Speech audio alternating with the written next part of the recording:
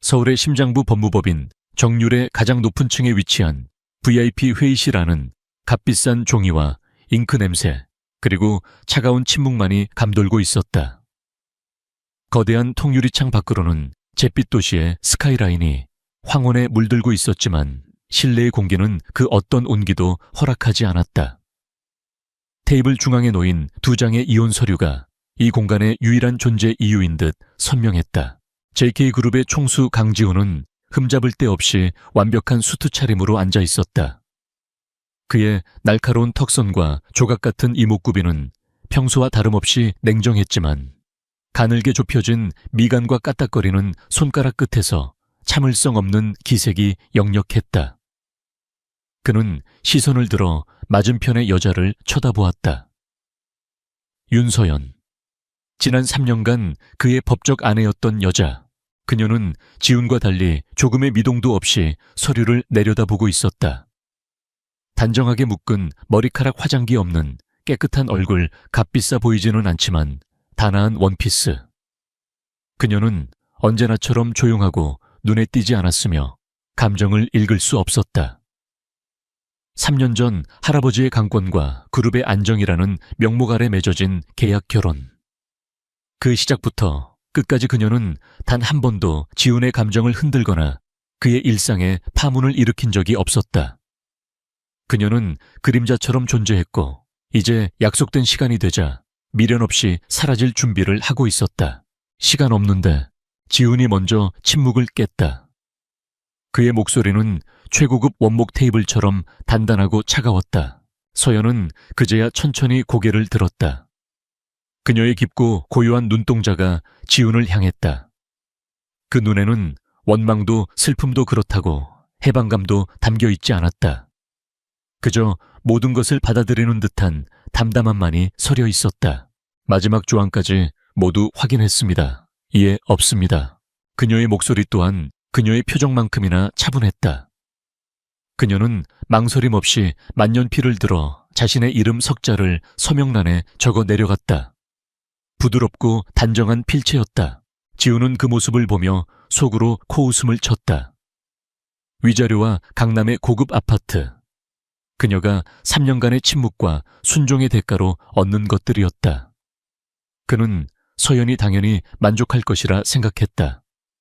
애초에 사랑 같은 감정은 이 계약에 존재하지 않았으니까. 모든 것은 철저한 비즈니스였다. 그 역시 자신의 서명을 휘갈겼다. 펜촉이 종이를 긁는 소리가 유난히 날카롭게 들렸다. 이제 됐습니까? 변호사가 정중하게 물으며 서류를 정리했다. 그래. 지훈은 자리에서 벌떡 일어났다. 단 1초도 더 이 갑갑한 공간에 머물고 싶지 않았다. 그의 머릿속은 온통 한유라 그의 진짜 연인에 대한 생각으로 가득 차 있었다. 이제 이 지긋지긋한 족쇄가 풀렸으니 그는 당당하게 그녀의 곁에 설 수 있었다. 그동안 수고했어. 그는 의무감에 한마디 던지고는 뒤도 돌아보지 않고 회의실 문을 향해 걸어갔다. 수고했다는 말은 3년간 자신의 역할을 군말 없이 수행해준 계약 파트너에 대한 인사치레 그 이상도 이하도 아니었다. 강지훈 씨도요. 등 뒤에서 나지막한 목소리가 들려왔다. 지훈의 걸음이 순간 멈칫했다. 그녀가 자신을 강지훈 씨라고 부른 것은 처음이었다. 언제나 회장님 혹은 당신이었지. 그 낯선 호칭이 마치 두 사람의 관계가 이제 완벽한 타인으로 돌아갔음을 선언하는 것 같았다. 하지만 그는 애써 그 미묘한 감정을 무시했다. 이미 끝난 일이었다. 그가 문을 열고 사라지자 회의실에는 다시 정적이 찾아왔다. 서연은 한동안 그가 사라진 문을 응시하다가 천천히 자리에서 일어났다. 변호사가 그녀에게 공손히 고개를 숙였다. 윤서연 선생님, 이제 편하신 대로 하시면 됩니다. 약속된 자산 이전은 내일 중으로 모두 완료될 겁니다. 감사합니다, 김 변호사님. 그동안 애써주셨어요. 서연은 가볍게 목례를 하고 회의실을 나섰다. 복도를 걷는 그녀의 발걸음은 놀랍도록 가볍고 망설임이 없었다. 법무법인 건물을 빠져나온 그녀는 JK그룹에서 제공한 검은색 세단과 운전기사를 지나쳐 주차장 구석에 세워진 자신의 낡은 국산차로 향했다. 3년간 거의 사용하지 않아 먼지가 희끗하게 쌓여 있었다. 채 올라탄 서연은 가장 먼저 핸드폰을 켰다. JK그룹의 안주인으로 사는 동안 꺼두었던 개인용 핸드폰이었다. 수십 통의 부재중 전화와 메시지가 화면을 가득 채웠다. 대부분 한 사람에게서 온 것이었다. 그녀는 익숙하게 번호를 눌러 전화를 걸었다. 민 교수 연락됐네. 나 죽는 줄 알았어. 오늘 학회 발표는 어쩌고 연락도 안 돼. 수화기 너머로 다급한 남자의 목소리가 들려왔다. 선우대학병원 신경외과 과장인 박진수였다. 서연은 희미하게 미소를 지었다. JK그룹의 윤서연이 아닌 선우대학병원의 민서연 교수로 돌아오는 순간이었다. 민은 그녀의 어머니 성이었다. 미안해요, 과장님. 개인적인 일이 좀 있어서요. 발표 자료는 어제 이메일로 보내드렸는데 확인하셨어요. 자료는 완벽하지. 역시 민 교수야. 근데 진짜 무슨 일 있는 거 아니지? 목소리가 왜 그래? 아니에요. 다 끝났어요. 이제 정말로 다 끝났어요. 그녀의 목소리 끝에 자신도 모를 안도감이 묻어났다. 3년간의 숨막히는 연극이 끝난 것에 대한 그래, 그럼 됐고. 내일 오전 수술 스케줄 빡빡한 거 알지? 뇌동맥류 코일 색전술이랑 뇌종양 개두술 연달아 있어. 컨디션 조절 잘해. 네, 걱정 마세요. 지금 바로 병원으로 들어가겠습니다. 전화를 끊은 서연은 깊은 숨을 내쉬었다. 창밖으로 지는 해를 바라보았다. 한 시대가 저물고 새로운 시대가 시작되고 있었다. 그녀는 더 이상 누군가의 아내가 아니었다. 그녀는 오직 의사 민서연이었다. 하얀 가운과 수술용 메스. 그것이 그녀의 진짜 세상이었다. 그녀는 시동을 걸고 차갑고 화려했던 강남의 저택이 아닌 땀과 피, 그리고 생명의 외침이 가득한 병원으로 향했다. 같은 시각 강지훈은 서울 시내가 한눈에 내려다 보이는 최고급 레스토랑에서 한유라와 마주 앉아 있었다. 유라는 눈부신 미모를 자랑하는 배우였다. 가녀린 몸매와 보호 본능을 자극하는 큰 눈망울은 지훈이 원하는 모든 것을 갖추고 있었다. 이제 정말 끝난 거야, 지훈 씨. 유라가 그의 손 위로 자신의 손을 포개며 애틋하게 물었다. 그녀의 눈가에는 기쁨의 눈물이 그렁그렁 맺혀 있었다. 그래, 3년간의 지긋지긋한 계약이 오늘부로 종료됐어. 지훈은 서연에게서는 단 한 번도 보여준 적 없는 다정한 미소를 지으며 그녀의 손을 마주 잡았다. 그 여자 순순히 물러났어. 까다롭게 굴지는 않고. 그 여자에게는 그럴 배짱도 능력도 없어. 주는 돈 받고 조용히 사라지는 게 그 여자가 할 수 있는 최선이지. 지훈의 말에는 서연에 대한 경멸이 노골적으로 묻어났다. 그는 서연을 그저 배경 없고 볼품없는 고아 출신으로만 알고 있었다. 3년 전 유라와의 관계를 반대하던 할아버지가 그룹 경영권을 빌미로 강요한 결혼 상대. 지훈은 그녀의 뒷조사조차 제대로 하지 않았다. 할 필요성을 느끼지 못했기 때문이었다. 너무 고생 많았어, 우리 지훈 씨. 이제 나랑 행복하기만 하자. 유라가 그의 품에 안겼다. 지훈은 그녀를 끌어안으며 미래를 그렸다. 성대한 결혼식, 세상의 축복, 그리고 유라와 함께할 행복한 나날들. 윤서연이라는 여자는 그의 인생에서 완벽하게 지워진 과거일 뿐이었다. 식사를 마치고 유라를 그녀의 집에 데려다준 지훈은 자신의 펜트하우스로 돌아왔다. 서연의 짐은 이미 며칠 전에 모두 빠져나가 텅 비어 있었다. 그는 오히려 그 텅 빈 공간이 후련하게 느껴졌다.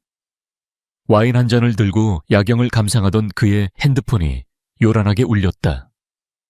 발신자는 유라의 매니저였다. 무슨 일이야, 이 시간에? 지훈은 약간 짜증 섞인 목소리로 물었다. 회 후장님, 큰일 났습니다. 유라 씨가 교통사고를. 순간 지훈의 손에서 와인잔이 떨어져 바닥에 산산조각 났다. 붉은 와인이 마치 피처럼 카펫 위로 번져나갔다. 그의 머릿속이 하얗게 비었다. 어디야? 지금 어디냐고? 그는 옷을 갈아입을 정신도 없이 차키를 들고 집을 뛰쳐나갔다. 심장이 미친 듯이 발밑으로 곤두박질 치는 것 같았다. 사고 현장은 끔찍했다. 형체를 알아볼 수 없을 정도로 찌그러진 차 사방에 흩어진 파편들, 그리고 들것에 실려 나오는 유라의 모습. 그녀의 머리는 피로 흠뻑 젖어 있었다. 환자 상태가 매우 위중합니다. 두부 외상이 심각해서 급히 수술이 가능한 병원으로 가야 합니다. 구급대원이 외쳤다. 지우는 이성을 잃고 절규했다. 가장 좋은 병원으로 대한민국에서 최고로 실력 있는 의사한테 데려가. 돈은 얼마든지 줄 테니까. 그의 비서가 다급하게 전화를 돌리더니 창백한 얼굴로 보고했다. 회장님, 이 정도 두부 외상 수술은 국내에서 단 몇 명만 가능하다고 합니다. 그중 최고 권위자는 현재 해외 학회에 나가 계시고, 남은 사람 중 가장 성공률이 높은 분은 선우대학병원에 계신다고 합니다. 골든 핸드라고 불리는 분인데 오늘 마침 당직이시랍니다. 선우대학병원. 그 이름이 지훈의 귀에 박혔다. 지금 그에게는 선택의 여지가 없었다. 당장 그리로 가, 최대한 빨리. 지훈은 구급차에 올라타 유라의 차가운 손을 붙잡았다. 그는 아직 알지 못했다. 자신이 지금 필사적으로 달려가고 있는 그곳에서 그가 그토록 경멸하고 무시했던 과거와 어떤 모습으로 재회하게 될지를, 그리고 그 재회가 그의 오만한 세상을 어떻게 송두리째 뒤흔들어 놓을지를. 선우대학병원 응급실은 전쟁터와 같았다. 총악을 다투는 비명분주하게 움직이는 의료진들의 발소리, 각종 의료기기에 날카로운 경고음이 뒤섞여 생과 사의 경계선을 위태롭게 넘나들고 있었다. 그 혼돈의 한복판으로 강지훈이 폭풍처럼 밀고 들어왔다. 그의 값비싼 수트는 구겨지고 머리는 헝클어져 있었지만 온몸에서 뿜어져 나오는 위압적인 기세는 조금도 꺾이지 않았다. 책임자 누구야? 당장 나와. 지훈의 고함 소리가 응급실의 소음을 뚫고 울려 퍼졌다. 그의 뒤를 따르는 비서와 병원 관계자들이 허둥지둥 길을 열었다. 응급침대에 실려온 한유라는 이미 의식을 잃고 산소 마스크에 의지한 채 가쁜 숨을 몰아쉬고 있었다. 그녀의 창백한 얼굴 위로 붉은 피가 선명한 대조를 이루며 지훈의 이성을 마비시켰다. 백발이 성성한 응급의학과장이 다급하게 달려와 차트를 낚아챘다. 환자분 CT 촬영 결과 다발성 두개골 골절과 급성 경막하 출혈입니다. 출혈량이 너무 많아 뇌압이 급격히 상승하고 있습니다. 지금 당장 수술하지 않으면 마음의 준비를 하셔야 할지도 모릅니다. 마음의 준비, 그딴 소리 집어치워. 지훈이 의학과장의 멱살이라도 잡을 듯이 달려들었다. 내가 누군지 알아. JK그룹 강지훈이야. 이 여자 대한민국 최고의 여배우 한유라다. 돈 원하는 만큼 줄 테니 살려내 당장 이 병원에서 가장 실력 있는 의사를 불러오란 말이야. 그 골든 핸드인가? 뭔가 하는 사람. 지금 어디 있어? 그의 광기 어린 외침에 주변의 모든 시선이 집중되었다. 의학계에 조금이라도 몸담은 사람이라면 골든 핸드라는 별명이 누구를 가리키는지 모를 리 없었다. 그건 신의 영역에 도전한다고 평가받는 천재 신경외과 의사 민서연 교수의 별명이었다. 의학과장은 당황한 기색으로 지훈을 진정시키려 애썼다. 회장님, 진정하십시오. 이미 민서연 교수님께 긴급 호출을 드렸습니다. 곧 오실 겁니다. 하지만 환자분 상태가 워낙 위중해서 민 교수님이라도 성공을 장담하기는 어려운 상황입니다. 닥쳐 못한다는 말은 듣고 싶지 않아. 지훈은 의사들의 비관적인 표정을 견딜 수 없었다. 그가 가진 돈과 권력으로도 어쩔 수 없는 영역이 있다는 사실을 인정하고 싶지 않았다. 그는 언제나 원하는 것을 가져왔고 이번에도 예외는 아니어야 했다. 바로 그때 응급실 한쪽 문이 열리며 한 무리의 의사들이 들어섰다. 그 중심에는 하얀 가운을 입은 한 여자가 있었다. 그녀는 차분한 걸음으로 다가오며 주변 의사들에게 나지막하지만 단호한 목소리로 지시를 내리고 있었다. 그녀의 등장만으로 소란스럽던 응급실의 공기가 순간적으로 정리되는 듯한 착각마저 잃었다. 환자 바이탈은 혈압이랑 산소포화도 계속 체크하고 수술실에 어시스트랑 마취과 준비시켜. 혈액은 O형으로 10팩 이상 확보해둬. 익숙하지만 낯선 목소리. 지우는 고개를 돌렸다. 그리고 그 자리에 얼어붙었다. 방금 전까지 자신의 세상 전부였던 여자를 살리기 위해 애타게 찾던 대한민국 최고의 의사. 그의 마지막 희망. 그 희망의 얼굴은 불과 몇 시간 전 차가운 서류에 사인을 하고 그의 인생에서 지워버렸던 바로 그 여자의 얼굴이었다. 윤서연, 아니 민서연. 그녀는 더 이상 그가 알던 조용하고 순종적인 아내가 아니었다. 하얀 가운 아래 그녀는 자신만의 왕국을 다스리는 절대적인 지배자처럼 보였다. 그녀의 눈빛은 한치의 흔들림도 없이 냉철했고 온몸에서는 감히 범접할 수 없는 전문성과 권위가 흘러넘쳤다. 지우는 마치 망치로 머리를 세게 얻어맞은 듯한 충격에 휩싸였다. 3년.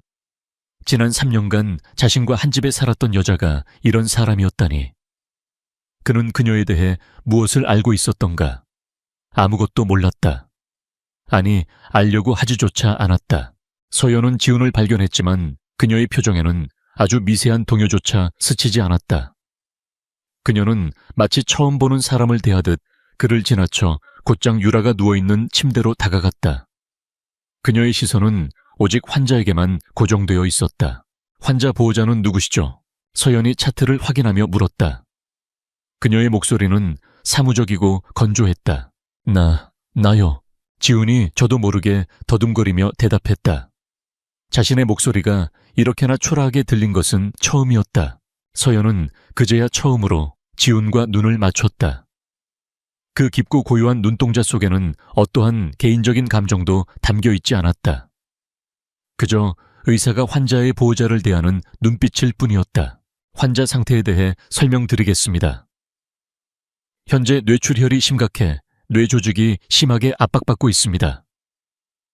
혈종을 제거하고 뇌압을 낮추는 응급 개두술을 즉시 시행해야 합니다. 하지만 수술 부위가 매우 위험하고 이미 뇌 손상이 진행되었을 가능성이 높습니다. 수술을 하더라도 의식을 되찾지 못하거나 심각한 후유증이 남을 수 있습니다. 최악의 경우 수술 중에 사망할 수도 있고요. 어떻게 하시겠습니까? 그녀의 설명은 잔인할 정도로 명료하고 정확했다. 한때 그의 아내였던 여자가 이제 그의 연인의 생사여탈권을 쥐고 있었다. 이보다 더 지독한 아이러니는 없었다. 주변의 다른 의사들이 조심스럽게 거들었다. 민 교수님 말씀이 맞습니다, 회장님. 이건 정말 성공 확률이 3%도 차이 되지 않는 위험한 수술입니다. 차라리 다른 큰 병원으로 옮겨보시는 편이. 다른 병원 지우는 그들의 말을 통해 이 상황의 절망적인 진실을 깨달았다. 이곳이 마지막이었다. 그리고 저 여자가 유일한 희망이었다. 그의 자존심, 그의 권력, 그의 돈, 그 모든 것이 이 하얀 가운을 입은 여자 앞에서는 아무런 소용이 없었다. 해줘. 지훈의 입에서 신음 같은 소리가 흘러나왔다. 수술해줘. 서연, 아니 민 교수. 서연은 여전히 표정 변화 없이 그를 바라보았다. 저는 환자를 살리기 위해 최선을 다할 의무가 있는 의사입니다. 하지만 보호자의 동의 없이는 수술을 진행할 수 없습니다. 다시 묻겠습니다. 수술을 진행하시겠습니까? 그녀의 냉정한 태도에 지우는 와르르 무너져 내렸다. 그는 언제나 그녀 위에 군림했다. 명령하고 무시하고 경멸했다. 하지만 지금 두 사람의 위치는 완벽하게 역전되었다. 제발 유라 좀 살려주시오. 내가 잘못했소. 당신을 무시했던 거, 제대로 알아보려 하지 않았던 거 다 내 잘못이야. 제발. 그는 애원했다. 하지만 서연의 눈빛은 여전히 차가웠다. 그녀는 그의 사과를 받으러 온 것이 아니었다. 그녀는 환자를 살리러 온 의사였다. 지우는 그제야 깨달았다. 이 여자에게는 자신의 진심이나 후회 따위는 중요하지 않다는 것을. 그녀에게 필요한 것은 오직 하나 의사로서의 판단과 책임뿐이라는 것을. 그 순간 대한민국 재계의 제왕 JK그룹의 총수 강지훈이 무릎을 꿇었다. 쿵 하는 소리와 함께 그의 단단한 무릎이 차갑고 더러운 응급실 바닥에 닿았다. 주변의 모든 사람들이 경악하며 숨을 죽였다. 하늘 같은 자존심을 가진 저 남자가 한 여자 앞에서 무릎을 꿇고 있었다. 부탁합니다, 민서연 선생. 내 여자를 살려주십시오. 당신이 원하는 건 뭐든지 다 하겠소. 내 모든 걸 걸고 약속하지. 그러니 제발 그녀를 살려만 주시오. 그는 고개를 숙인 채 애원했다. 어깨가 미세하게 떨리고 있었다. 그의 오만한 세계가 산산이 부서져 내리는 순간이었다. 서연은 무릎 꿇은 그를 잠시 말없이 내려다보았다. 그리고는 나지막이 입을 열었다. 그녀의 목소리는 여전히 얼음장처럼 차가웠다. 일어나세요, 강지훈 씨. 여긴 당신의 회사가 아닙니다. 그리고 저는 당신의 부하 직원이 아니고요. 당신이 무릎을 꿇든 꿇지 않든 제가 할 일은 변하지 않습니다. 그녀는 옆에 있던 간호사에게 수술 동의서를 내밀었다. 여기에 사인하세요. 그리고 한 가지만 명심해 주십시오. 지금부터 저는 의사 민서연이고 침대에 누워있는 저분은 제 환자입니다. 그 이상도 이하도 아닙니다. 수술실 앞에서 조용히 기다리세요.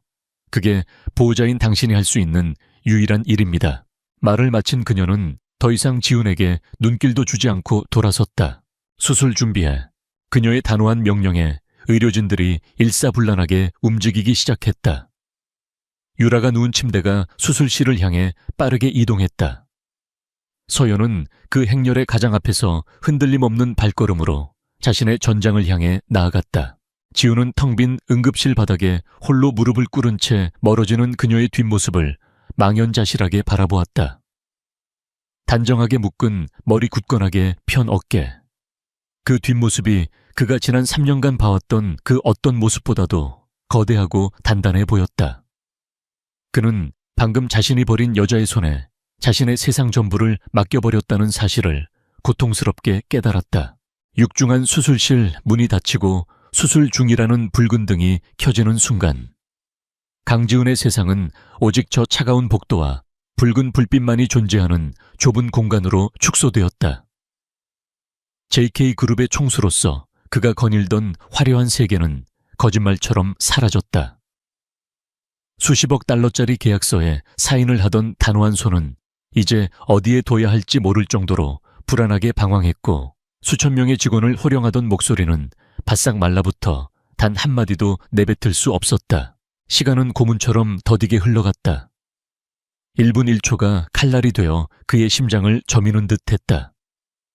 그는 복도 끝에서 끝까지 의미 없이 걷기를 반복하다가 결국 차가운 벽에 등을 기댄 채 주저앉았다. 값비싼 원단으로 만들어진 그의 수트는 이미 병원 바닥의 먼지와 그의 식은땀으로 엉망이 되어 있었다. 그는 생전 처음으로 무력감이라는 감정을 온몸으로 느끼고 있었다. 유라의 생명 그리고 자신의 미래가 저 문 너머 자신이 방금 버린 여자의 손에 온전히 달려 있었다. 수술실 안은 밖에 불안한 정적과는 대조적으로 팽팽한 긴장감과 고도의 집중력만이 지배하고 있었다. 밝은 무용등 아래 생체 모니터의 규칙적인 신호음이 마치 오케스트라의 메트로놈처럼 수술의 리듬을 이끌었다. 그리고 그 오케스트라의 지휘자는 단연 민서연이었다. 그녀는 머리부터 발끝까지 초록색 수술복으로 감싸고 얼굴은 마스크와 수술용 확대경으로 가려져 있었지만 그녀의 눈빛만은 그 어떤 장비로도 가릴 수 없을 만큼 날카롭게 빛나고 있었다. 그녀의 손은 신의 조각품처럼 정교하고 우아하게 움직였다. 전기 소작기로 미세 혈관을 지혈하고 석션으로 시야를 확보하며 아주 조심스럽게 뇌 조직을 박리해 나갔다. 그녀의 손끝에서 벌어지는 모든 과정은 한치의 오차도 단 한순간의 망설임도 없는 완벽한 예술에 가까웠다. 혈압 90에 60으로 유지해. 출혈량 계속 체크하고. 네 교수님. 마취과 의사와 어시스트 레지던트들이 그녀의 지시에 따라 일사불란하게 움직였다. 수술실에 있는 모두가 숨을 죽인 채 그녀의 손끝에 집중했다. 특히 이제 갓 신경외과에 들어온 젊은 레지던트의 눈에는 경외감마저 서려 있었다. 책에서만 보던 전설 골든 핸드의 수술을 바로 눈앞에서 목격하고 있다는 사실이 믿기지 않았다. 교수님, 혈종이 너무 깊고 광범위합니다. 시신경과 너무 가까워서 어시스트를 하던 선임 의사가 조심스럽게 우려를 표했다. CT 영상으로 본 것보다 실제 상황은 훨씬 더 심각했다. 조금만 엇나가도 환자는 영원히 시력을 잃거나 식물인간이 될 수 있었다. 알아. 서연은 짧게 대답했다. 그녀의 목소리는 기계처럼 평온했다. 석션, 바이폴라. 그녀는 외부의 우려에 흔들리지 않고 자신의 리듬대로 수술을 이어나갔다. 마치 복잡하게 얽힌 실타래를 푸는 장인처럼 그녀는 침착하게 출혈의 근원지를 찾아 나아갔다. 그녀의 머릿속에는 이미 수천 수만 번의 시뮬레이션을 거친 최적의 수술 경로가 그려져 있었다. 바로 그 순간이었다. 미. 환자의 심박수가 급격히 떨어지기 시작하며 모니터에서 날카로운 경고음이 터져 나왔다. 교수님, 혈압 급강하 심박수가 40 이하로 떨어집니다. 마취과 의사가 다급하게 외쳤다. 수술실의 공기가 순식간에 얼어붙었다. 죽음의 그림자가 수술대 위를 덮치고 있었다. 에피네프린 1mg 준비, 제세동기 가져와. 심정지입니다. VFib 심실세동. 레지던트들은 공황 상태에 빠졌다. 하지만 서연만은 달랐다. 다들 조용히 해. 그녀의 한마디에 모든 소음이 멎었다. 그녀는 수술 기구를 내려놓고 침착하게 환자의 가슴 위로 올라탔다. 내가 직접 심장 마사지한다. 아드레날린 투여하고 200줄로 차지해. 그녀는 땀으로 범벅이 된 채 온 힘을 다해 유라의 심장을 압박하기 시작했다. 한 번, 두 번. 그녀의 가녀린 팔에서 어떻게 저런 힘이 나오는지 믿을 수 없을 정도였다. 그것은 단순히 환자를 살리려는 의사의 사명감을 넘어선 생명 그 자체에 대한 경외와 투쟁이었다. 클리어. 모두가 물러서고 제세동기의 전기 충격이 유라의 몸을 한번 크게 튀어오르게 했다. 모니터의 그래프는 여전히 평탄했다. 다시 차지. 다시 한번 전기 충격이 가해졌다. 지켜보는 모두의 심장이 타들어가는 것 같았다. 그때였다. 비. 기적처럼 심박 그래프가 미세하게 움직이기 시작했다. 느리지만 분명한 심장 박동이 다시 돌아온 것이었다. 수술실 안에 모두가 안도의 한숨을 내쉬었다. 혈압 돌아옵니다, 교수님. 서연은 이마에 맺힌 땀을 닦을 겨를도 없이 다시 자신의 자리로 돌아왔다. 수술 재개한다. 지금부터 10분 안에 혈종 제거하고 봉합 시작한다. 집중해. 그녀는 방금 전 죽음의 문턱에서 환자를 끌고 나온 사람이라고는 믿기지 않을 만큼 평온한 목소리로 말했다. 그 모습을 지켜보던 젊은 레지던트는 깨달았다. 저것이 바로 천재와 범인의 차이라는 것을. 위기의 순간에 무너지는 것이 아니라 오히려 위기를 지배하는 힘. 그것이 민서연을 골든 핸드로 불리게 하는 이유였다. 복도에 앉아있던 지훈의 눈꺼풀이 파르르 떨렸다. 그는 잠시 깜빡 잠이 들었던 모양이다. 잠결에 그는 꿈을 꾸었다.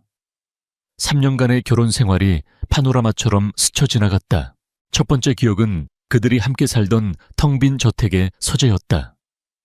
그는 늦은 밤 귀가했고 서재에 불이 켜져 있는 것을 보았다. 서연은 두꺼운 책에 얼굴을 묻고 있었다. 그는 그녀가 지루한 소설이나 읽으며 시간을 죽이고 있다고 생각했다. 재미없게 사는군. 그는 속으로 비웃으며 그녀를 지나쳐 자신의 침실로 향했다. 지금 생각해보니 그 책의 표지에 그려진 것은 소설의 그림이 아니라 복잡한 뇌의 단면도였던 것 같다. 두 번째 기억은 1년 전 겨울.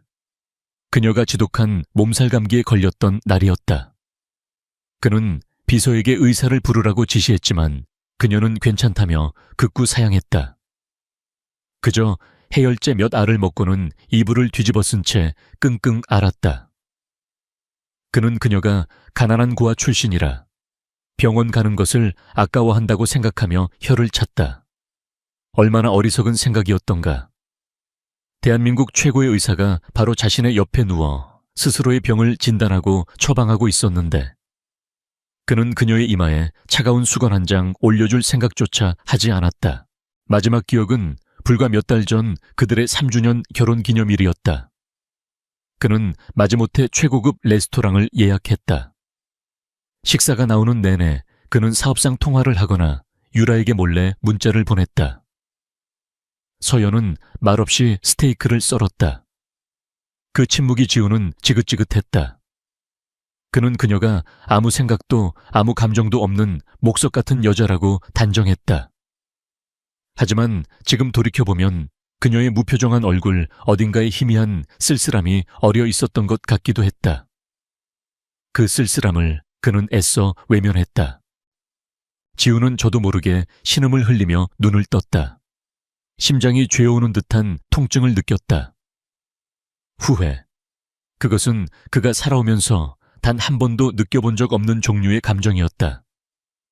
그는 윤서연이라는 여자를 아는 것이 아니었다. 그는 그저 자신이 만들어낸 무능하고 재미없는 계약 아내라는 허상만을 보고 있었을 뿐이다. 지금 저 수술실 안에서 한 생명을 구하기 위해 사투를 벌이고 있는 저 낯선 여자. 저 여자가 바로 지난 3년간 자신의 가장 가까운 곳에 있었던 사람이라는 사실이 그의 심장을 혼란과 죄책감으로 뒤흔들었다. 바로 그때였다.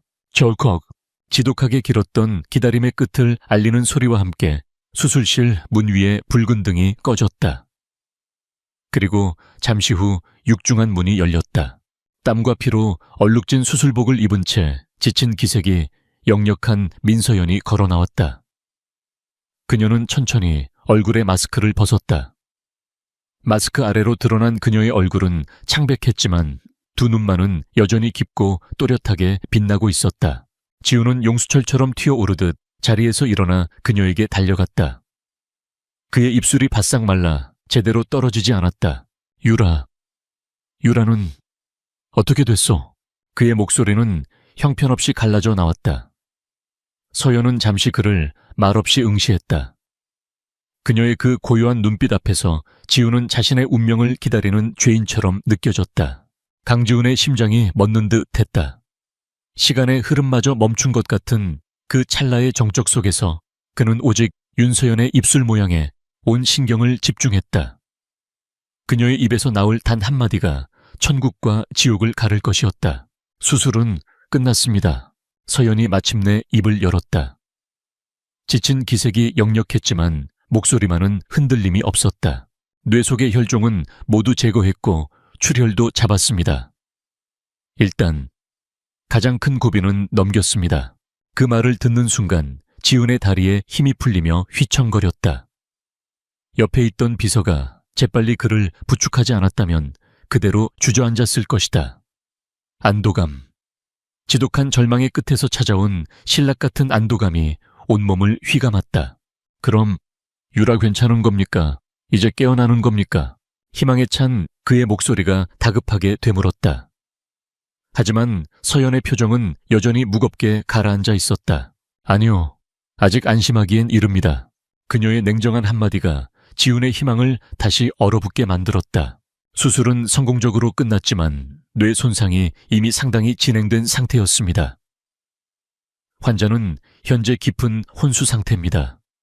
앞으로 72시간이 중요합니다. 이 시간 동안 뇌가 얼마나 회복되느냐에 따라 환자의 예후가 결정될 겁니다.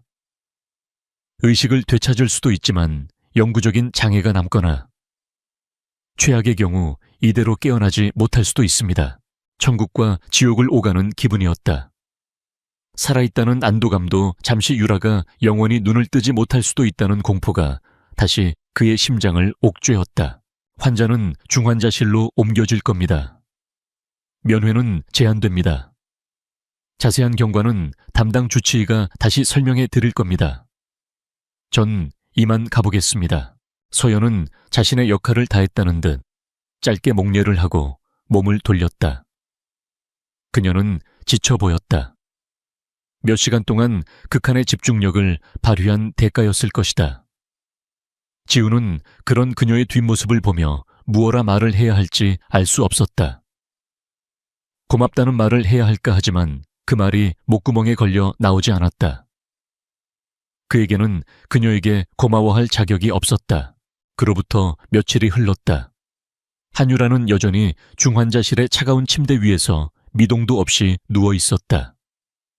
각종 생명 유지 장치가 그녀를 세상과 힘겹게 연결하고 있었다.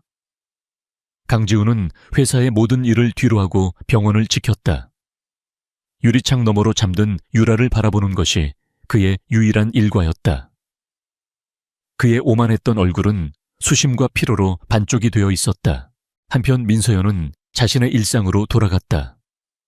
한유라의 수술은 그녀가 집도한 수많은 수술 중 하나일 뿐이었다. 물론 환자의 보호자가 전 남편이라는 특수한 상황이 있었지만 일단 수술실 문을 나선 이상 그녀에게는 또 다른 환자들이 기다리고 있었다. 그녀는 한유라의 담당 주치의는 아니었지만 집도의로서 환자의 경과를 주의 깊게 살피고 있었다. 그날 오후 그녀는 자신의 연구실에서 한유라의 수술 기록과 사고 당시의 응급 기록 그리고 뇌 CT 및 MRI 영상을 다시 한번 꼼꼼하게 검토하고 있었다. 모든 것이 완벽하게 맞아떨어지는 듯 했지만 서연의 날카로운 직감은 미세한 위화감을 감지하고 있었다. 이상하단 말이지. 그녀는 혼잣말을 하며 영상 파일을 확대했다. 사고는 운전석 쪽 측면을 대형 트럭이 들이받은 T본 사고라고 보고되었다. 그렇다면 충격은 주로 왼쪽에서 가해져야 하고 뇌 손상 역시 좌측 두정엽이나 측두엽에 집중되는 것이 일반적이다. 하지만 영상 속 유라의 뇌 손상은 좌측뿐만 아니라 전두엽과 후두부에서도 발견되었다. 마치 여러 방향에서 복합적인 충격을 받은 듯한 형태였다. 단순 충돌이 아니라 차가 여러 번 구르기라도 한 건가. 그녀는 고개를 갸웃거리며 최초 구급대원의 현장 기록지를 펼쳤다. 기록은 간결했다. 운전석 측면 심하게 파손. 환자 운전석에서 의식 잃은 채 발견됨. 차가 전복되었다는 기록은 없었다. 무언가 석연치 않았다. 의사로서의 예민한 감각이 진실에 작은 균열이 있음을 경고하고 있었다. 그녀는 경찰 담당 형사에게 전화를 걸어 정중하게 몇 가지를 문의했다. 돌아온 대답은 그녀의 의혹을 더욱 증폭시켰다. 아, 한유라 씨 사고 말씀이시군요. 저희도 좀 이상하게 생각하는 부분이 있습니다. 목격자 진술에 따르면 트럭이 중앙선을 넘어와 그대로 한유라 씨 차를 들이받고 달아났다고 하는데 현장에 스키드마크 타이어 자국가 거의 없었습니다. 보통 그런 상황이면 급브레이크를 밟기 마련인데 말이죠. 마치 작정하고 들이받은 듯한 느낌이랄까요. 작정하고 들이받았다. 그 말이 서연의 뇌리에 박혔다. 그렇다면 이것은 단순한 뺑소니, 사고가 아닐 수도 있다는 뜻이었다. 같은 시각 JK그룹 회장실에서도 보이지 않는 전쟁이 벌어지고 있었다. 강지우는 더 이상 병원에만 머물러 있지 않았다. 슬픔과 불안에 잠겨 있기에는 그의 천성은 너무나도 공격적이고 집요했다. 유라가 혼수 상태에 빠진 지 사흘째 되던 날부터 그는 자신의 비서실을 총동원해 사고의 전말을 파헤치기 시작했다. 김비서 진행 상황은 지훈의 목소리는 칼날처럼 서늘했다. 회장님 사고를 낸 트럭은 대포차였습니다. 그리고 운전자는 아직도 행방이 묘연합니다. 마치 처음부터 증발해버린 것 같습니다. 사고 지점은 CCTV 사각지대였습니다. 하지만 사고 현장으로 진입하는 도로의 CCTV를 전부 분석한 결과 용의 차량이 몇 시간 동안 사고 지점 주변을 맴돌았던 것을 확인했습니다. 명백한 의도성을 가진 범행으로 보입니다. 지훈의 눈빛이 싸늘하게 빛났다. 역시 단순 사고가 아니었다. 누군가 유라를 노린 것이다. 아니 어쩌면 유라를 통해 자신을 노린 것일 수도 있다. 최근에 나한테 원한 가질 만한 놈들 전부 리스트 뽑아봐. 그리고 사고 당일 한유라 씨의 행적을 시간 단위로 다시 보고해. 누구를 만났고 어디로 가던 중이었는지 사소한 거 하나도 빼놓지 말고. 그의 명령에 김 비서는 준비해온 파일을 내밀었다. 회장님, 이상한 점이 있습니다. 한유라 씨가 사고 당일 오후 회장님께는 친구를 만나러 간다고 했지만 실제로는 강변북로를 통해 경기도 외곽으로 향하고 있었습니다. 목적지는 폐업한 낡은 창고였습니다. 창고, 거기서 누굴 만나려고. 그것까지는 아직. 하지만 더 중요한 사실이 있습니다. 김 비서는 잠시 망설이다가 입을 열었다. 회장님께서 현재 추진 중이신 태양그룹과의 M&A 건 말입니다. 만약 이번 주 내로 최종 사인이 이루어지지 않으면 계약이 무산될 수도 있다는 사실을 알고 계십니까? 그게 이 사건과 무슨 상관이야? 태양그룹의 차기 회장으로 유력한 인물이 이강혁 부사장입니다. 아시다시피 그는 회장님과 가장 적대적인 관계에 있는 인물입니다. 그리고 저희가 확보한 정보에 따르면 이강혁 부사장이 사고 며칠 전 한유라 씨와 은밀히 접촉한 정황이 포착되었습니다. 순간 회장실의 공기가 얼어붙었다. 지훈의 얼굴에서 모든 핏기가 가시는 듯 했다. 태양그룹 이강혁, 자신의 가장 강력한 라이벌. 그가 왜 유라를 만났단 말인가? 그리고 왜 하필 지금 가장 중요한 계약을 앞둔 이 시점에 이런 사고가 터진 것인가?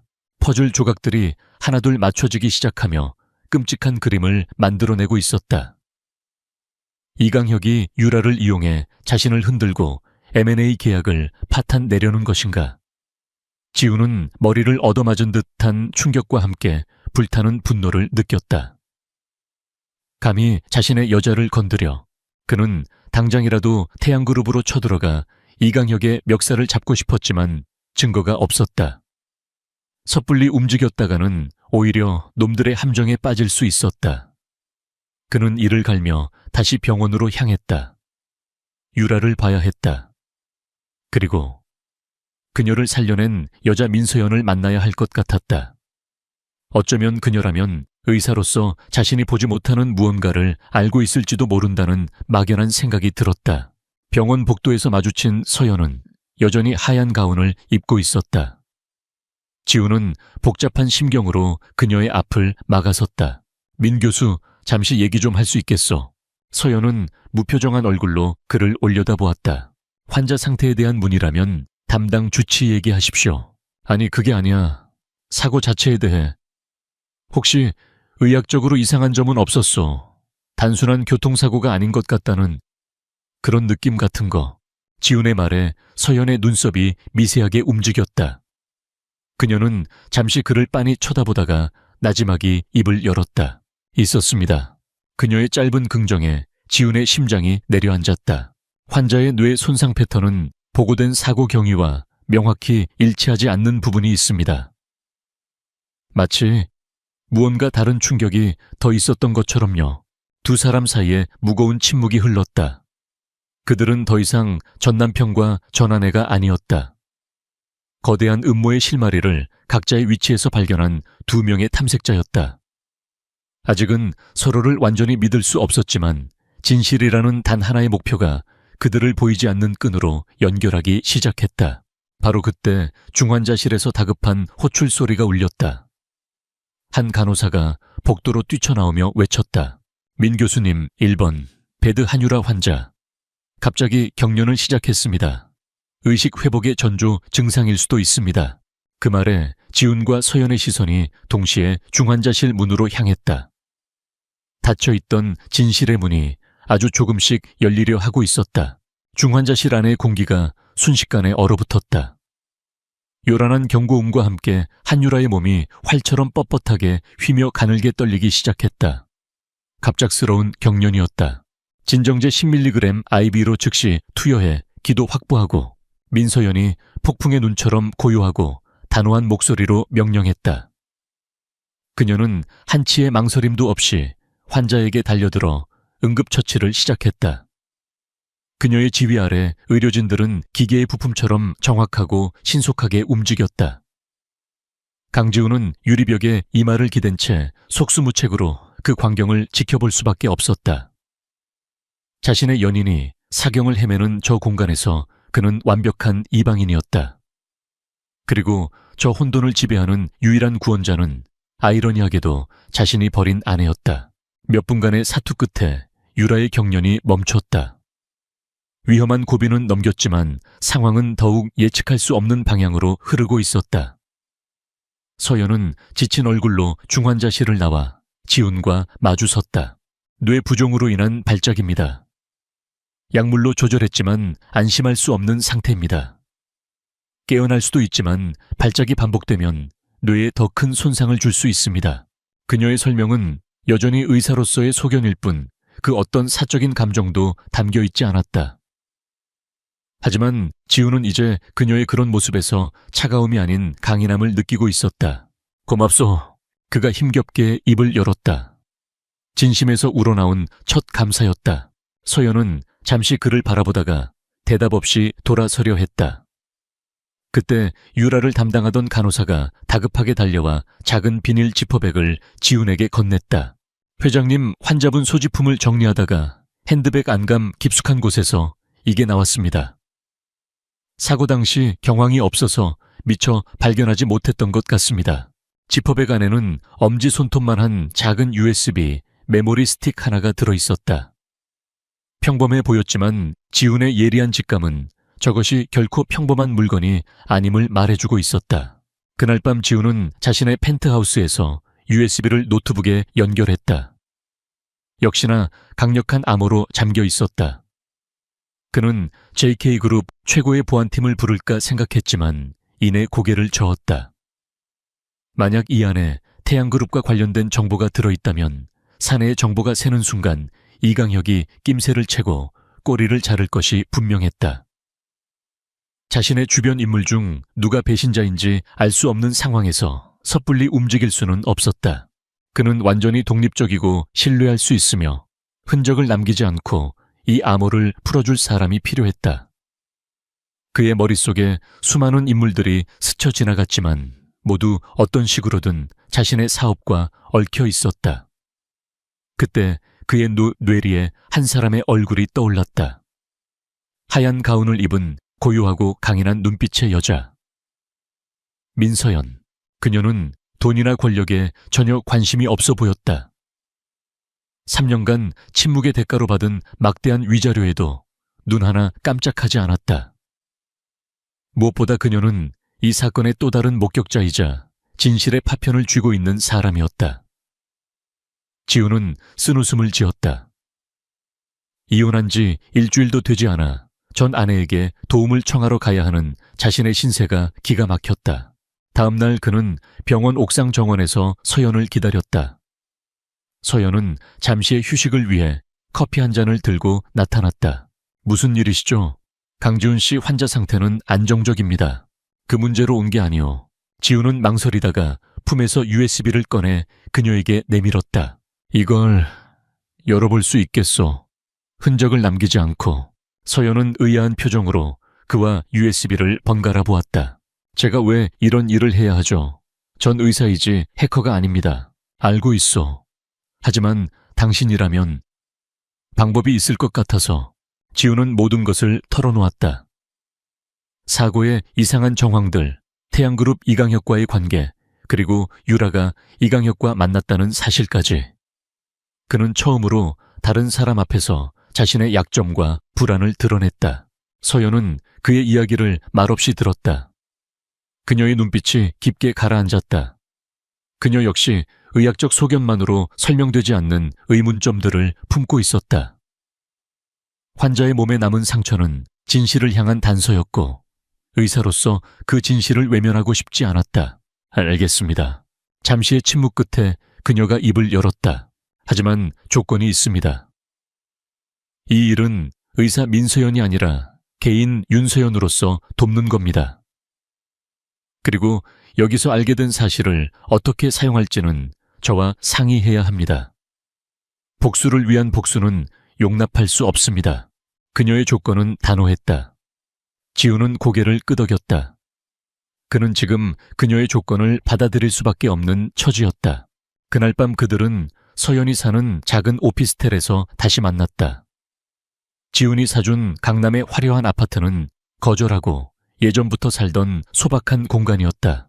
서연은 자신의 노트북을 켜고 몇 가지 보안 프로그램을 돌리더니 영상통화로 누군가를 연결했다. 화면에 나타난 것은 앳돼 보이는 얼굴의 젊은 남자였다. 누나 웬일이야 이 시간에. 미녀가 부탁할 게 있어서 이거 암호 좀 풀어줄 수 있겠어.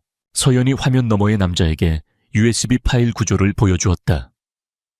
그는 서연의 동생이자 세상에 알려지지 않은 천재, 화이트 해커였다. 지우는 놀라움을 감출 수 없었다. 자신이 알던 윤서연은 도대체 어떤 사람이었던가. 그녀의 세상은 그가 상상했던 것보다 훨씬 더 넓고 깊었다. 민혁의 손은 경이로울 정도로 빨랐다. 몇 시간에 걸친 작업 끝에 마침내 화면에 Access Granted라는 문구가 떠올랐다. USB 안에 담긴 파일들이 모습을 드러냈다. 지우는 마른 침을 삼키며 화면을 들여다보았다.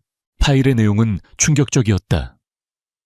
그 안에는 태양그룹의 비자금 내역과 함께 이강혁과 한유라가 주고받은 이메일과 메신저 대화 기록이 고스란히 담겨 있었다.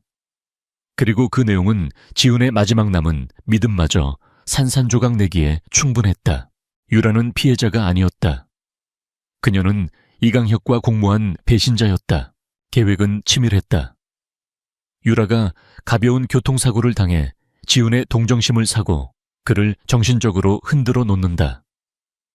그리고 병상에 누워 M&A 계약을 미루거나 포기하도록 설득해 태양그룹이 시간을 벌고 역공을 가할 기회를 만들어주는 것이었다. 그 대가로 유라는 태양그룹의 자회사인 엔터테인먼트사의 대주주 자리를 약속받았다. 하지만 계획은 예상보다 훨씬 더 끔찍한 결과를 낳았다. 이강혁이 고용한 트럭 운전사가 생각보다 더 세게 차를 들이받았고 가벼운 사고는 유라를 사경으로 몰아넣는 대참사가 되어버린 것이었다. 지우는 아무 말도 할 수 없었다. 온몸의 피가 차갑게 식는 것 같았다. 그가 사랑했던 여자 그를 위해 모든 것을 버렸다고 믿었던 여자가 처음부터 그를 배신하고 있었다. 그가 서연과의 계약 결혼을 끝내기만을 기다렸다가 그의 등 뒤에 비수를 꽂을 계획을 세우고 있었다. 3년간의 결혼 생활이 위선이었다면 유라와의 사랑은 철저한 기만이었다. 그는 분노와 배신감에 몸을 떨었다. 당장 이강혁과 한유라를 갈기갈기 찢어 죽이고 싶었다. 그의 눈이 붉게 충혈되었다. 그때 서연이 조용히 그의 어깨에 손을 얹었다. 그녀의 손은 작았지만 이상하게도 그 손길 하나에 들끓던 분노가 조금씩 가라앉는 것 같았다. 강지훈 씨, 그녀가 나지막이 불렀다. 지금 감정에 휩쓸리면 똑같은 사람이 되는 겁니다. 우리가 해야 할 일은 분노가 아니라 증명입니다. 저들의 죄를 세상에 드러내고 법의 심판을 받게 하는 것. 그게 당신이 할 일이고 내가 도우려는 이유입니다. 그녀의 목소리는 차분했지만 그 안에는 강철 같은 의지가 담겨 있었다. 지우는 충혈된 눈으로 그녀를 바라보았다. 이 혼돈 속에서 유일하게 길을 잃지 않고 서 있는 단 한 사람이었다. 후회와 존경심이 뒤섞인 복잡한 감정이 그의 가슴을 채웠다. 그는 주먹을 불끈 쥐었다. 서연의 말이 맞았다. 감정적인 복수는 어리석은 짓이다. 그는 그들이 가장 두려워하는 방식으로 복수해야 했다.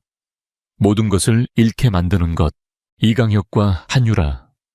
저들은 대가를 치르게 될 거요. 지훈이 마침내 입을 열었다. 그의 목소리는 이전의 분노가 아닌 차갑게 벼려진 결의로 가득 차 있었다. 그는 서연을 똑바로 바라보았다. 그리고 당신과 내가 그걸 해낼 거요. 한때는 서류 한 장으로 묶여있던 두 사람. 이제는 배신과 음모라는 거대한 폭풍 속에서 진실을 향한 동맹이라는 이름으로 다시 엮이기 시작했다. 그들의 앞에는 마지막 결전이 기다리고 있었다. 기적은 예고 없이 찾아왔다. 한유라가 혼수 상태에 빠진 지 열흘째 되던 날 아침, 그녀의 손가락이 미세하게 움직였다. 뒤이어 길고 검은 속눈썹이 파르르 떨리더니 그녀는 천천히 눈을 떴다. 몇 주간 죽음의 문턱을 헤매던 여배우의 극적인 의식 회복 소식은 병원 전체를 발칵 뒤집어 놓았다. 가장 먼저 소식을 듣고 달려온 것은 강지훈이었다. 그는 유리창 너머가 아닌 처음으로 그녀의 침대 곁에 다가섰다. 유라는 아직 멍한 눈으로 허공을 응시하고 있었다. 그녀의 모습은 깨지기 쉬운 유리 인형처럼 가냘프고 위태로워 보였다. 유라야, 정신이 들어. 지훈이 조심스럽게 그녀의 이름을 불렀다. 유라의 초점 없는 시선이 천천히 그에게로 향했다. 잠시 후 그녀의 눈에서 눈물 한 방울이 흘러내렸다. 지훈 씨. 그녀의 목소리는 갈라지고 약했지만 그 안에는 깊은 안도감과 의존심이 담겨 있었다. 그래 나야. 여기 있었어 계속. 지훈은 그녀의 손을 잡았다. 그의 표정은 걱정과 안타까움으로 가득 차 있었다. 그 모습을 본 유라는 서럽게 울음을 터뜨렸다. 무서웠어. 너무 어둡고 추웠어. 지훈 씨가 보고 싶었어. 그녀는 완벽한 피해자의 모습이었다. 기억을 잃고 사랑하는 남자에게 필사적으로 매달리는 비련의 여주인공. 그녀의 연기는 아카데미 여우주연 상감이었다. 며칠에 걸친 검사와 회복 기간 동안 한유라는 자신의 역할을 충실히 수행했다. 그녀는 사고 당시의 기억이 전혀 나지 않는다고 주장했다. 의사들은 심각한 두부 외상으로 인한 일시적 기억 상실일 수 있다고 진단했다. 하지만 그녀는 강지훈에 대한 기억만은 또렷하게 붙들고 늘어졌다. 그녀는 그의 품에 안겨 태양그룹의 이강혁이 얼마나 자신을 위협했었는지, 그가 얼마나 악랄한 사람이었는지를 눈물로 호소했다. 그 사람이 그랬을 거야. 분명해. 지훈 씨를 해치려고. 나를. 그녀는 교묘하게 이강혁을 범인으로 몰아가며 지훈의 분노를 자극했다. 동시에 그녀는 그가 추진하던 M&A 계약을 포기하도록 유도했다. 이제 다 무서워 지훈 씨. 그 계약 때문에 이런 일이 생긴 거잖아.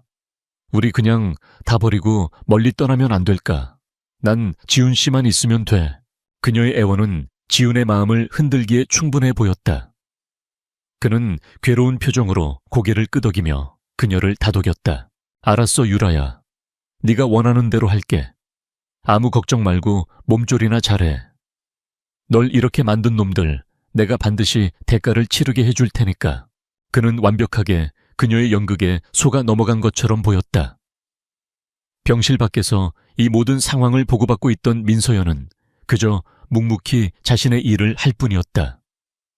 그녀는 강지훈을 믿었다. 그들의 조용한 동맹은 이제 마지막 막을 향해 나아가고 있었다. 결전의 날이 밝았다. 강지훈은 변호사를 대동하고 한유라의 VIP 병실을 찾았다. 그의 손에는 서류 가방이 들려 있었다. 유라야 내 말대로 하기로 했어.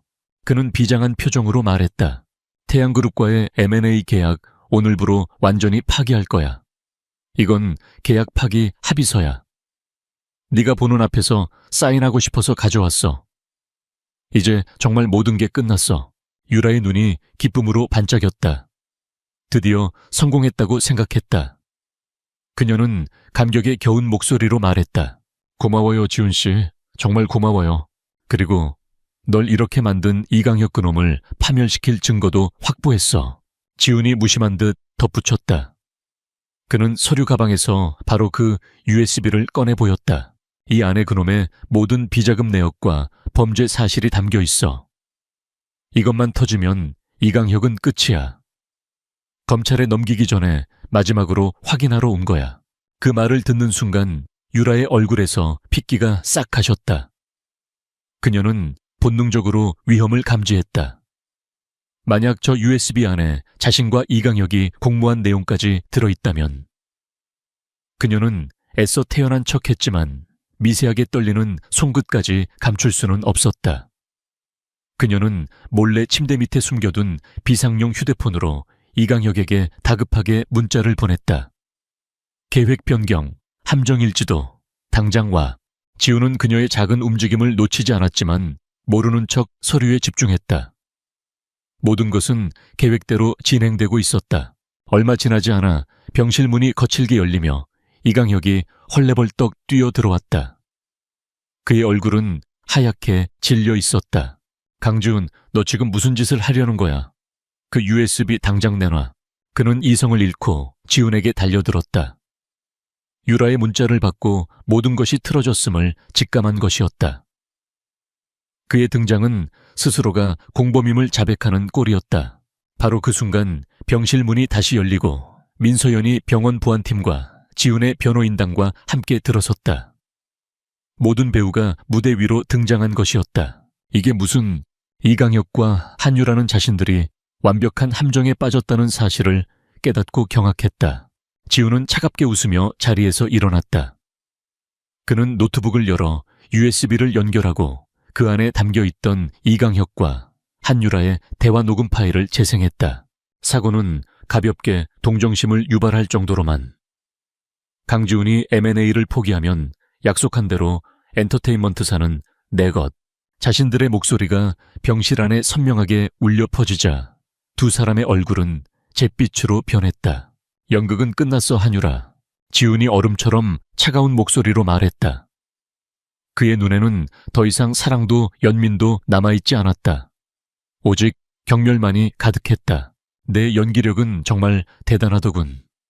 하지만 진짜 무대와 현실은 다른 법이지. 네가 누워있는 동안 난 네가 짜놓은 각본을 처음부터 끝까지 다 읽어봤거든. 아니야. 저건 조작된 거야. 지훈씨, 난 억울해. 유라는 마지막까지 발악했다. 하지만 이미 늦었다. 그녀의 눈물은 더 이상 그 어떤 동정심도 불러일으키지 못했다. 이강혁 역시 모든 것을 체념한 듯 바닥에 주저앉았다. 변호사들이 그들에게 다가가 차가운 목소리로 말했다. 이강혁 씨, 당신은 살인교사 및 배임 혐의로 긴급 체포합니다. 한유라 씨, 당신 역시 공범 혐의로 조사를 받으셔야겠습니다. 보안팀 직원들이 두 사람을 양쪽에서 붙들었다.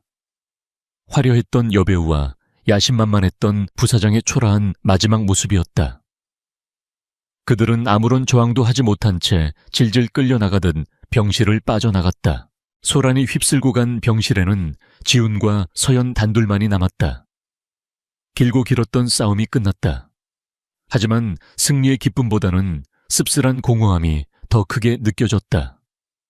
지훈은 창밖을 바라보며 나지막이 말했다. 모든 게 내 어리석음 때문이었어. 그는 처음으로 자신의 과오를 온전히 인정했다. 사람을 겉모습만으로 판단하고 진실을 보려는 노력조차 하지 않았던 오만한 자신에 대한 통렬한 반성이었다. 서연은 말없이 그에게 다가가 그의 어깨를 가만히 토닥였다. 따뜻한 위로의 손길이었다. 그녀는 아무것도 묻지 않았고 아무것도 비난하지 않았다. 그저 그의 옆에 조용히 서 있을 뿐이었다. 두 사람은 한동안 말없이 창밖의 도시 풍경을 내려다보았다. 한바탕 폭풍이 지나간 뒤에 고요함이었다. 배신과 기만의 연극은 막을 내렸지만 두 사람의 이야기는 아직 끝나지 않았다. 어쩌면 이제부터가 진짜 시작일지도 몰랐다. 한 달이라는 시간이 흘렀다. 대한민국을 떠들썩하게 만들었던 여배우 재벌 2세 스캔들은 새로운 자극적인 뉴스들에 밀려 사람들의 기억 속에서 서서히 잊혀갔다. 태양그룹의 이강혁과 배우 한유라는 재판에 넘겨져 법의 엄중한 심판을 받았다. 수많은 언론이 그들의 몰락을 대서특필했지만 정작 사건의 중심에 있었던 JK그룹의 강지훈은 그 어떤 공식적인 입장도 내놓지 않은 채 침묵을 지켰다. 그 침묵 속에서 강지훈은 조용히 자신만의 전쟁을 치르고 있었다. 그는 M&A 계약을 성공적으로 마무리 지으며 JK그룹의 위상을 더욱 공고히 했고 내부의 배신자들을 가차없이 숙청했다. 모든 것이 제자리를 찾아가는 듯 보였다. 하지만 그의 세상은 예전과 결코 같을 수 없었다. 그는 종종 자신의 거대한 서재에서 3년 전의 결혼 사진을 꺼내 보곤 했다. 값비싼 턱시도와 웨딩드레스를 입고 어색하게 서 있는 두 사람. 당시 그는 사진 속 감정 없는 신부의 얼굴을 보며 이 계약이 끝나기만을 손꼽아 기다렸었다. 하지만 지금 그는 그 무표정한 얼굴 뒤에 숨겨져 있던 수많은 이야기들을 읽어내려 애썼다. 그녀는 무슨 생각을 하고 있었을까? 어떤 꿈을 꾸고 있었을까? 그는 단 한 번도 물어본 적이 없었다. 그의 변화는 주변 사람들이 먼저 느꼈다. 늘 칼날같이 날카롭고 냉정하던 회장님이 조금씩 변하고 있었다. 그는 더 이상 불필요한 보고를 요구하며 직원들을 닥달하지 않았고 가끔은 탕비실에서 마주친 말단 직원의 안부를 묻기도 했다. 김 비서는 그런 그의 모습을 보며 조용히 미소 지었다. 폭풍은 한 남자를 부서뜨린 것이 아니라 오히려 그를 더 단단하고 깊은 사람으로 만들어 놓았다. 한편 윤서연의 삶은 아무것도 변하지 않았다. 그녀는 여전히 선우대학병원 신경외과 교수 민서연으로 살아가고 있었다. 그녀의 하루는 이른 새벽에 회진으로 시작해 고난도의 수술과 끝없는 연구, 그리고 후배 의사들을 가르치는 것으로 채워졌다. 한유라의 사건은 그녀의 인생에 잠시 스쳐 지나간 해프닝일 뿐 그녀의 단단한 일상을 흔들지는 못했다. 그녀는 강지훈 없이도 온전한 사람이었고 의사라는 자신의 소명 안에서 충분히 행복했다. 그녀는 그에게 아무것도 바라지 않았고 그를 기다리지도 않았다. 가을이 깊어지던 어느 날 오후 강지훈이 예고 없이 병원을 찾아왔다. 그는 더 이상 다급하거나 오만한 모습이 아니었다. 차분하고 진중한 발걸음으로 그는 수술을 막 끝내고 나온 서연의 앞에 섰다. 잠깐, 시간 괜찮겠어? 그의 목소리는 조심스러웠다.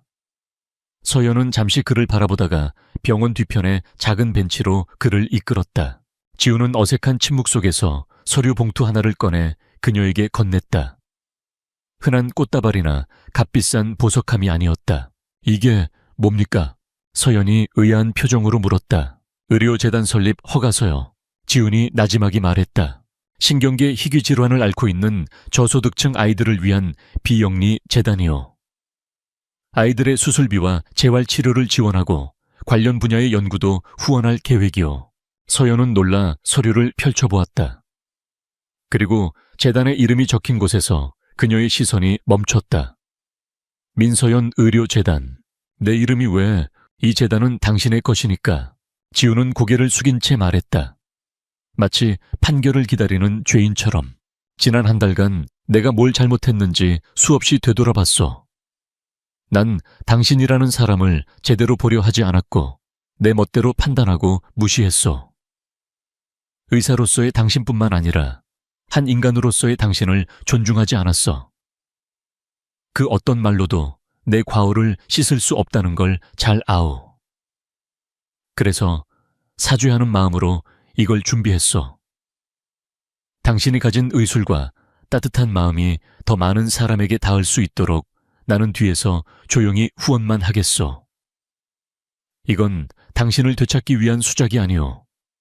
그저 한심했던 한 남자의 뒤늦은 반성이자 당신이라는 사람에 대한 진심 어린 존경의 표시요. 그의 고백은 담담했지만 그 안에는 뼈를 깎는 듯한 후회와 진심이 담겨 있었다. 서연은 말없이 그를 바라보았다. 그녀의 깊은 눈동자가 잔잔하게 흔들리고 있었다. 돈이나 명예가 아닌 이런 방식의 사과. 이것은 그녀가 알던 오만한 강지훈이라면 결코 할 수 없는 일이었다. 한참의 침묵이 흘렀다. 서연은 서류를 다시 봉투에 넣으며 입을 열었다. 이혼 서류에 사인을 하던 그 남자는 이런 일을 할 사람이 아니었죠. 그 한마디에 모든 것이 담겨 있었다. 그의 변화를 인정한다는 뜻이었다. 재단은 아이들을 위해 감사히 받겠습니다. 하지만 이 일이 우리의 관계를 예전으로 되돌려주지는 않습니다. 그녀는 명확히 선을 그었다. 지우는 고개를 끄덕였다. 알고 있어. 아무것도 바라지 않아. 그는 자리에서 일어나 정중하게 고개를 숙였다. 그리고 돌아서려던 그의 등 뒤로 서연의 목소리가 들려왔다. 강지훈 씨, 그의 걸음이 멈췄다. 만약... 서연은 잠시 말을 고르다가 희미한 미소를 머금고 말했다. 모든 걸 처음부터 다시 시작하고 싶다면 아주 많은 노력이 필요할 겁니다. 그녀는 예스라고 말하지 않았다. 하지만 노라고도 말하지 않았다. 그 미묘한 여지 속에서 지우는 세상 그 무엇과도 바꿀 수 없는 희망을 보았다. 그의 얼굴에 아주 오랜만에 진정한 미소가 번졌다. 얼마든지 얼마든지 노력하겠소. 그는 돌아섰다. 승리자의 개선 행진이 아니었다. 이제 막 첫걸음을 떼는 구도자의 발걸음이었다. 지독하게 길었던 밤이 지나고 두 사람의 세상에 마침내 새로운 아침이 밝아오고 있었다. 그 아침은 계약서의 잉크가 아닌 서로에 대한 존중과 이해, 그리고 아주 작은 희망의 씨앗으로 시작되고 있었다. 그 씨앗이 어떤 꽃을 피울지는 아무도 몰랐지만 분명한 것은 이전과는 전혀 다른 진짜 이야기가 이제 막 시작되었다는 것이었다.